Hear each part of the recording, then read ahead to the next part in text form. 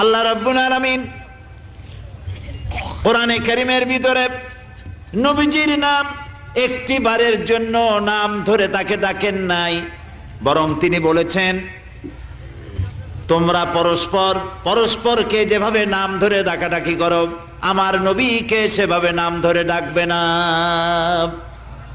আল্লাহ নিষেধ করেছেন আমার নবীর নাম ধরে ডাকবে না। সুবহানাল্লাহি ওয়া বিহামদিহি। এই পৃথিবীতে যত নবী আসছেন সমস্ত নবীরা হলেন এলাকা ভিত্তিক নবী, অঞ্চল ভিত্তিক নবী।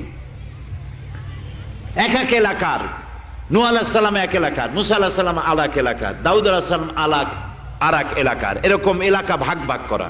কিন্তু মুহাম্মদ সাল্লাল্লাহু আলাইহি ওয়াসাল্লামকে আল্লাহ রাব্বুল আলামিন কোন এলাকার জন্য নবী বানান নাই।